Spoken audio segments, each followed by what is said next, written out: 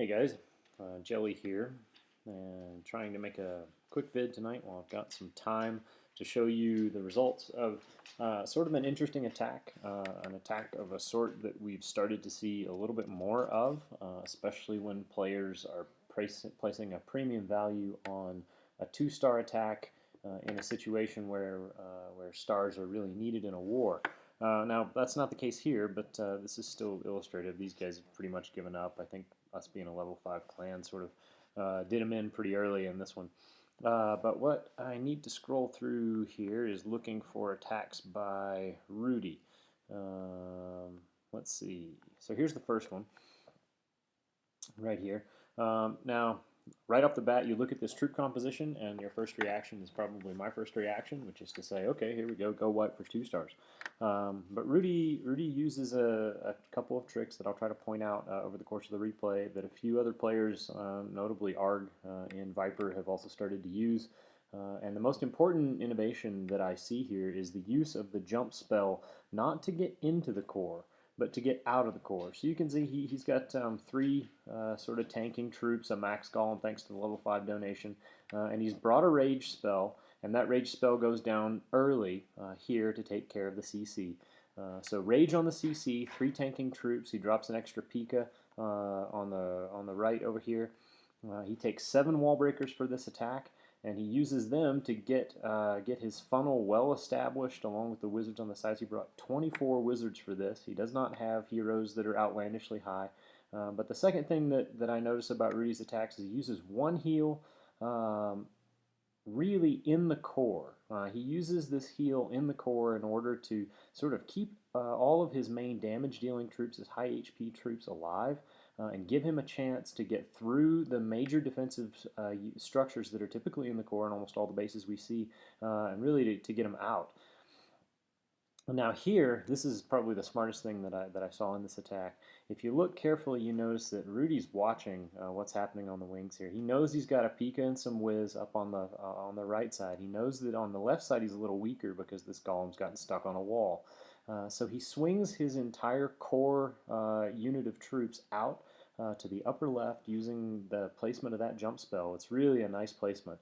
And what it does is it swings that, I'm not going to call him a kill squad, but it's his heroes and the remaining Wiz around the upper left, giving cover for the rest of the wizards that are walking around the upper left side. The Pika continues to do work on the right side, and he takes care of this base in a little bit under 2 minutes.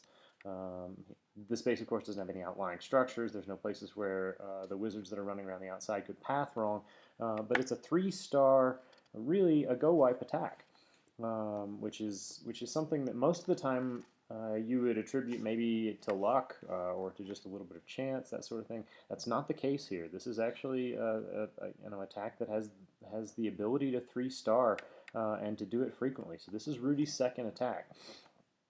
Right off the bat, you notice the troop composition is identical. This base we're fortunate this war, we have a lot of bases which are designed off of the general, really common internet base.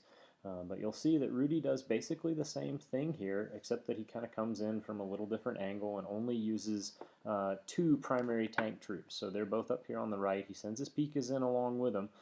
This is a good approach on the general. I don't know why they have a bunch of drags in their CC. We haven't seen that in a while, but hey, we'll give him props for trying something that's at least innovative.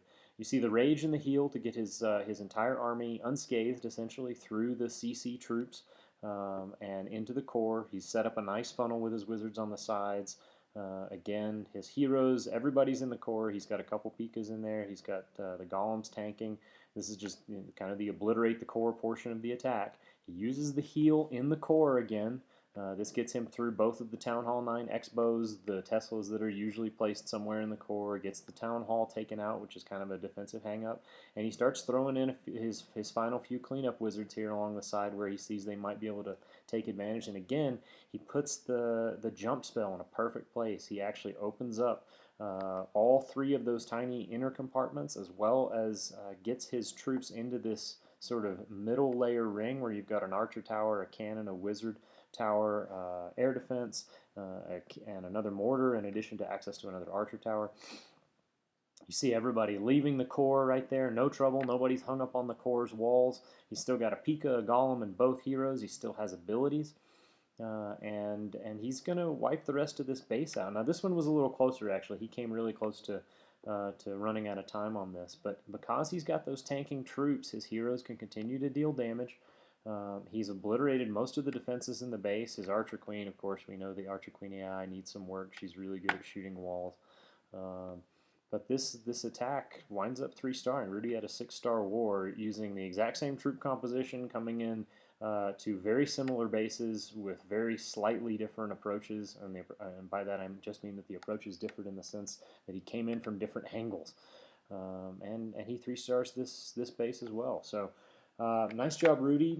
Hat tip to other players that use this, guys like Arg. And congrats in advance to Reddit Viper on another pretty solid war win. I think these guys have what is it, one-star attack, yeah, or 1 3-star attack so far. I don't think they really have a prayer, but props to them for trying, and thanks for watching the vid.